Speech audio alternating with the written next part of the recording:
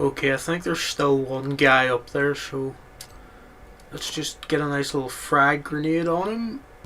And yes! I can't believe that actually hit him. Oh, hello Murlocs. Legendary Murloc Hunter, okay. Okay, it mutated. I'm just gonna spam this laser rifle on it. Oh no, it's coming inside. Get him, Curie! Use your baseball bat! I probably should equip Curie with like a better weapon by now, but I just think it's funny that she runs in with a baseball bat all the time. It's a pretty cool bat too. It's a nice blue Vault-Tec themed one with a load of spikes and nails and stuff over it. She's also wearing a sailor hat for some reason. I can't remember why I gave that to her. She probably needs some armor and actual... Like, oh no, she went down. Okay, revolver to the face, Murloc. There we go. Yeah, she needs better armor because I had to waste a stim pack on her. I went for what looks cool rather than what would be the most helpful when giving Curie and myself outfits. Ooh, gains additional strength from rads. Well, if I want to get really rad infected, that would have been useful. I don't know why this random robot is out here. This looks like some sort of military convoy that got abandoned. And oh, power armor. Alright, I'll take that back to my collection. I've got about 6 of these now. And I've got like loads of fusion cores just on me that I carry around. I just collect them. So I'll just grab this power armor, take it back to base and just store it with the rest. So yeah, 1, 2, 3, 4, counting this one, and 5 over in that corner I think. I better take the fusion core because I left a fusion core in one of these before and I came back and Sturges or someone had just stolen it. So that was a bit random. So yeah, they're all busted up and rusted and stuff, but I like collecting them anyway. I love it when you find a Nuka-Cola machine that's just completely full of all different brands, Quantum, Cherry. Just feels really nice. The exploration in this game, it's actually underrated, I think. A lot of people write off Fallout 4 as one of the worst Fallouts because they don't like the writing. And I know in an RPG, well, what was supposed to be an RPG, not liking the writing is kind of a big deal. But when you play this as just a survival looter shooter and just wander around the open world, it's actually pretty fun, to be honest. A lot of people say it doesn't feel like Fallout anymore when you play it like that. And I can kind of understand their issue with it. They wanted like a really story driven, really RPG heavy game where your choices matter and the things you do affect all the different factions.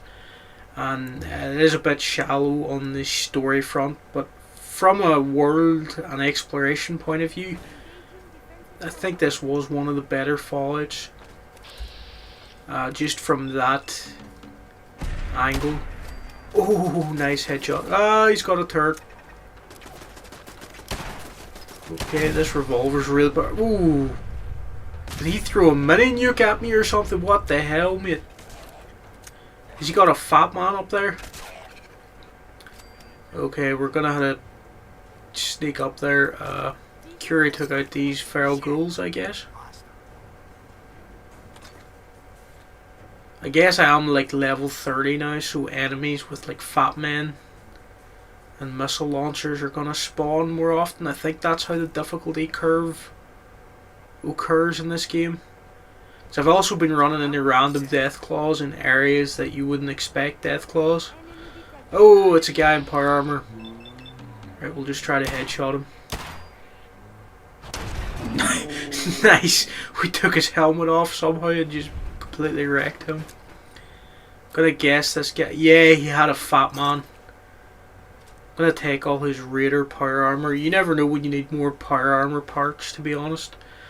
I'm over encumbered, but oh well.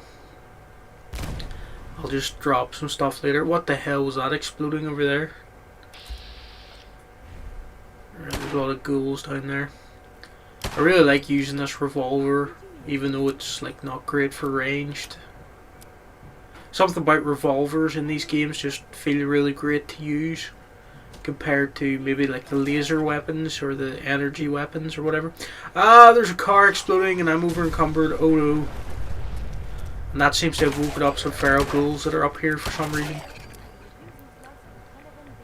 I guess that guy throwing Fat Man mini nukes around damaged his own car up here. So again, this is the exploration that I like, where you just run into random bandits, find their little outposts and stuff.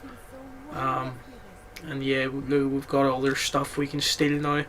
This is really the best part of Fallout 4, really scavenging and just collecting stuff. If you're in the mood for that kind of gameplay loop of just wandering around and finding random stuff, I really think it is a pretty entertaining game, and it's aged a lot better than I thought, to be honest. Like, I actually think it feels better to play than Starfield. Which, yeah, someone's talking shit about Starfield again. It's overdone at this point. But, you know, it is kind of true that Fallout 4 feels better than it, to me anyway. I think it's all the exploding limbs and the gore element that makes combat feel better. Starfield was very sterile and sanitized, and I think they were trying to make sure that it could be sold to as many like younger people as possible, I guess. Whereas Fallout, a bit bloodier, bit nastier. Combat feels heavier. Weapons, the shotgun feels really good to use. And yeah, there's always blood and gore and exploding heads and arms. Maybe they wanted to... Oh, grenade! Run away. What I was trying to say is maybe they wanted to set Starfield apart by having Fallout be the gory, bloody one, and not have any like dismemberment or anything in Starfield. But it had the result for me of making it a bit more sanitized and just a more sterile world. Managed to pacify this person and then just pickpocketed them. They've got like clown makeup on or something. That's pretty funny. Ooh, and that'll be my thumbnail, because that was a really cool shot. And again, VATS. There's nothing like VATS in Starfield that gives you those really cool cinematic moments.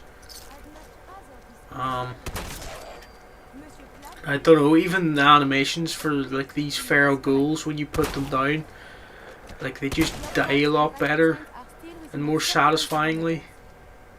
And I don't know how Fallout 4 feels more advanced than Starfield, despite coming out 10 years ago. And Starfield came out like 7 months ago, something like that. And I think the Fallout TV show, it's made a lot of people go back to Fallout 4 while we're waiting on this next gen update, and going, I'd say this game was pretty fun if you approach it from a certain angle. And I think a lot of people enjoy it more after playing Starfield and feeling that sort of some of the really fun elements from Bethesda's gunplay have been removed, and that Fallout 4 actually did it better. And also, I must say, the companions in Fallout 4, they absolutely stomp Starfields. Like, Curie is so funny, has such an interesting storyline where you, like, she's a robot and wants to be a human, and you can transfer her into a human body or whatever. And she's actually really useful in combat. Giving her this baseball bat was pretty smart, because we're in a really tight building, really small building with a lot of ghouls coming in. So her being able to run in with a baseball bat is really pretty useful. And yeah, she's just funny, and the voice actress does a really good job Uh, she doesn't have that many lines or really great like dialogue or anything, but she just has a lot more personality than everybody in Starfield combined, to be honest. And even Hancock, the ghoul mayor of I actually can't remember the location that he's the mayor of, but he's just this badass ghoul who'll follow you around, and he doesn't care if you do like evil stuff. He actually encourages it. And all the characters in Starfield, if you do anything out of line, they just reprimand you for it, and it really drained the fun out of the game if you had a companion with you. Oh, somebody's eating sugar bombs out of the toilet. That's nice. But yeah, as I was saying, like the companions in Fallout 4, they're not the best written people ever, but they have a lot more personality than other Bethesda games. And it's just strange that they regressed so hard with Starfield. Like, I'm not sure I could even name the companions at this point, but I could still name Curie, Piper, Hancock, Katie, or Kate even, Paladin Dance. Who else was there? There's Strong, the super mutant. Yeah, there's quite a few companions that I can remember that had distinct personalities. And Nick Valentine, of course, Nick Valentine, the neo-noir 40s detective or whatever. Really memorable personality and whole shtick and character design. Probably a lot of people's favourite companion in this game just because of his style and everything. There are some duds in there like Preston Garvey. Is he even a companion or just an NPC that you can get quests from? I can't remember. Everybody hates him because he keeps telling you that another settlement needs your help.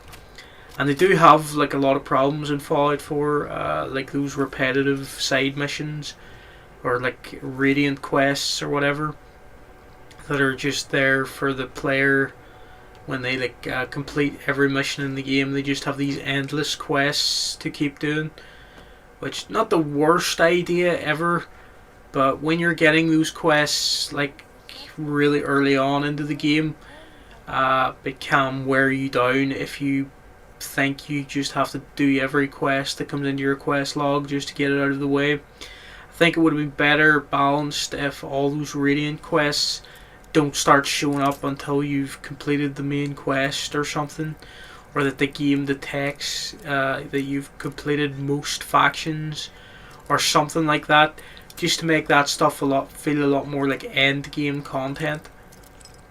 But yeah, companions in Fallout 4, they are pretty funny, pretty memorable, pretty decent personalities. Definitely an upgrade from Skyrim, where most of the companions had even less personality than Starfield's. But even in Skyrim, they were better designed, like cooler looking. Like, what do you call the companion lady? The Huntress, Ayla the Huntress or something like that. Like, she just looked badass. And there are companions like that I do remember. Serena the Vampire from the Dawnguard DLC, she was probably Bethesda's best companion that they had done until Fallout 4. She actually had a lot more dialogue and a stronger personality. And that was the start, it seemed, of Bethesda getting better at doing companions. And then Fallout 4 took it a bit further and had your companions comment on all the stuff you're doing. Like Curie will say some stuff about me digging through these bodies, going, and you should definitely wash your hands after this because it's quite unsanitary to handle all these deceased people. Or she'll be impressed when you use a bobby pin to open a safe or whatever, and they just comment on stuff that you're doing. It makes them feel more like they're really there and paying attention to what you're doing at the moment. and she'll comment on this environment too, because this is a super duper mark I think I'm in at the moment. She'll say stuff like, "Oh, so sad that these shells used to be all packed, now they're all empty," and just like little random comments like that. And I don't think in Starfield anybody has anything to say about anything. They just wander around behind you silently, and they do judge you when you do anything even slightly criminal. Like if you lockpick anything, I think, what was her name, Sarah? I think her name was Sarah. She'll be like, "How dare you involve me in this criminal activity," or something like that. And that's just every character's like that. They don't like you lockpicking anything. They don't like you stealing anything, even if it's something that belongs to like the raider party, the space pirates or whatever. If it was marked as owned by one of them, they get raging if you like steal it. Only some characters in Fallout 4 are like that, and some of them actually actively encourage you to steal stuff, like Piper. Well, she doesn't encourage you to steal stuff, but she likes it when you can open locks, and like her affection for you goes up a bit, because she's a private detective, investigator, journalist kinda. She likes it when you can find hidden things. A lot of people like having her as a companion because you're lockpicking all the time, and so it's really easy to get Piper's affection meter or whatever to go up. I really do like exploration in this game, like going through derelict buildings. I don't even really have a quest. I'm just in here reading and just finding safes and getting ammo and collecting supplies.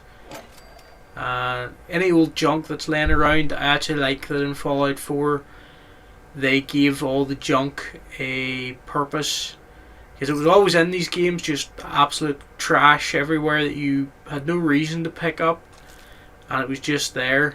You could sell some of it for like minimum profit, but now everything can be used to build stuff back at your main settlement or whatever, and it can be quite useful to just collect everything and just bring all the junk you have back to your main settlement.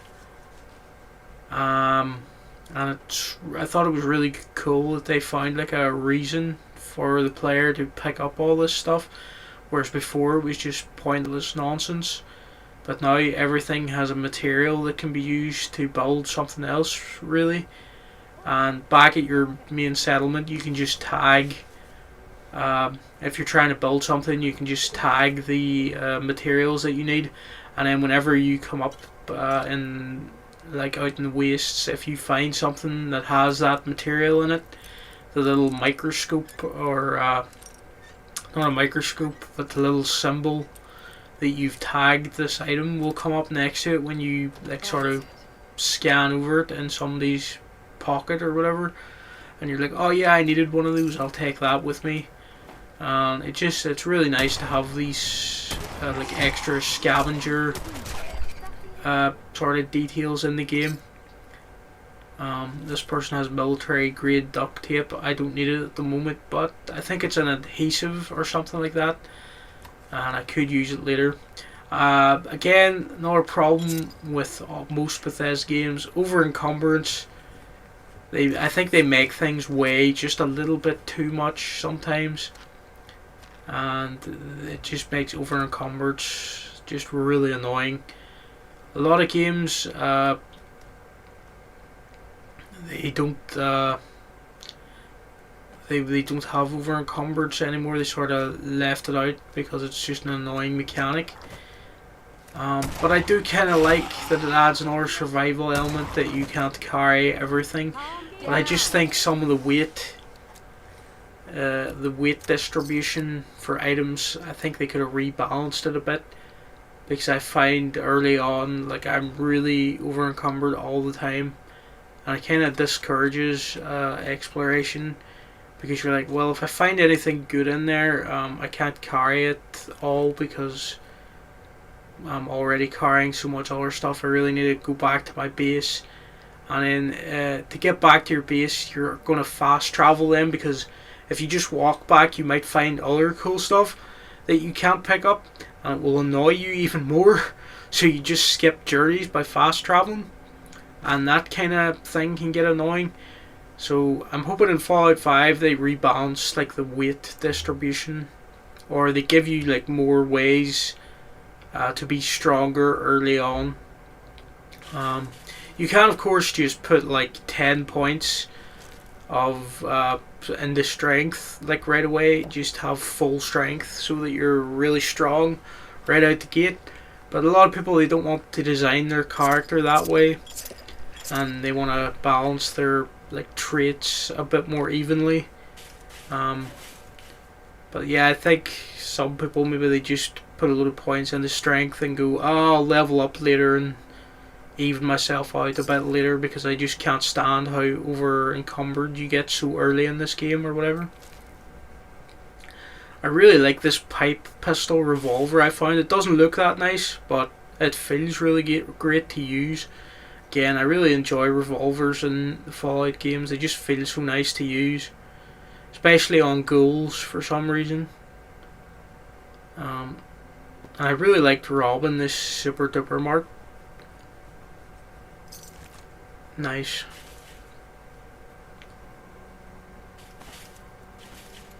Yeah, I think I've picked over just about everything in here, so we'll just head out of here now. Don't think I'm going to do any quests today. I'm just going to wander around and test out this revolver. Ah, grenade! Nice. Head pop. Okay. Wish there was a way to like shine up these pipe pistol revolvers, or like recolor them or something. I wonder if that's actually in this game and I've just forgotten. Okay, I might just pacify this guy by mistake. We'll incite him to help us out. Go find the enemy, my minion. And stop standing around like an idiot. Fortunately, he's only got a knife, so he's being a bit cagey on running in towards people. But at least I can follow him towards the enemy, so he can tell me where these other people are. Okay, there's a guy in there. Come on. Nice. I forgot that I had the pacify perk, so I'm just going to try it on random people now. I'm not sure where Curie went to. Maybe they got downed and I didn't notice. That's always a risk if you're not keeping a close eye on your companion. Right away. Ooh, ammo. I think I have been through this raider settlement before, and of course they do respawn. Raiders like will eventually retake whatever area you've cleared out. And I'm not sure if I like that or not. I mean, it does mean you can keep playing the game forever, and that you can always re-clear areas that you've already done.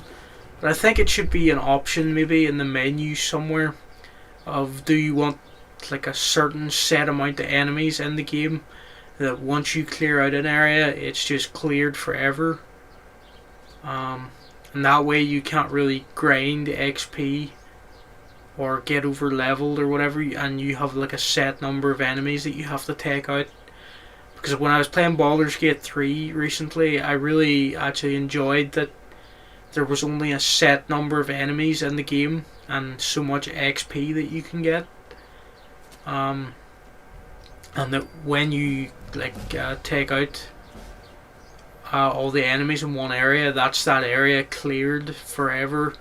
You don't run into any more random encounters. The enemies that were in there are the only enemies that were planned for that area, and it made like all the combat encounters feel really unique. And you weren't running around just attacking the same enemies over and over again, just trying to grind your way up as quickly as possible. So I think I better put up gun nut or something here, even though I'm level 31. I haven't been putting up that many Rifleman I put 1 point into. I do like the rifles, but I think I should finally put something in the gun nut, because I really like this revolver. I found this pipe revolver. So yeah, gunslinger. Yeah, I better put that up one. Pistols do 20% more damage. I think that'd be a good one to have, because I'm really enjoying this pipe revolver. Even though it's not that special, it just feels really nice to use. So I'm just investigating it back here at my base, see if there's anything I can upgrade it with. So like I said, you can mark different components that you need to find, like screws or copper, and then when you come across something that has those in the wild, you can notice it by the magnifying glass symbol that's next to it, and you're like, oh yeah, I need that for something. I'll collect that and bring it back to my main base. So I could turn this into a bit more of like a rifle if I wanted, by putting a different stock on it. But I kind of like that it looks like a revolver, and the sharpshooter grip it has kind of suits it. It's quite a nice looking gun. Again, I don't know if there's a way to like add different colors or anything, like skins to guns, or if that's mods and Creation Club stuff only.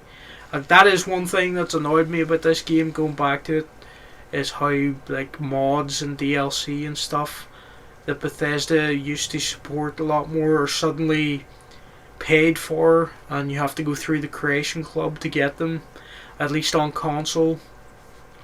Not really a huge fan of the Creation Club, and I kind of miss when Bethesda weren't like money grubbing the like modification of their games so much. But oh well, they've had it that way for a long time now, and it's unlikely they're gonna change it. So I realised I hadn't done this Paladin Dance introduction yet, and I've been playing this save file for like I don't even know how long, and he's just been surrounded by all these feral ghouls out here. He's just been taking them down for ages. So I thought I'd better come over and help him out with my new pistol that I named Clementine. Go on, Curie, baseball bat them. And I think this is going to be my final little combat encounter for the day. Another quick little hour-long session. And yeah, it is addictive just going around, just getting into combat in this game. It really does feel like more of a looter shooter than an RPG. If they could combine those elements with a stronger narrative and RPG elements for Fallout 5, I think it could be like a big comeback for Bethesda.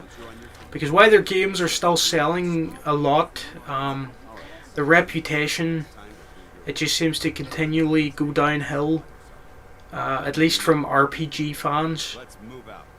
More casual players, they just like the shooting and getting the good loot, and just running around the world, and they never really cared that much about the story in the first place. But I'd like to see Fallout 5 get a bit more RPG heavy and keep a lot of the elements from Fallout 4. Like, they did have a lot of good stuff in here, and I think the future of Fallout could be bright now after the TV show brought a lot of fresh people into the fandom. And yeah, we'll see how it goes. I might put up some more Fallout videos if I keep messing around in this old save file, but we'll see how it goes. So thanks for watching, people, and I'll see you again next time with another Fallout video.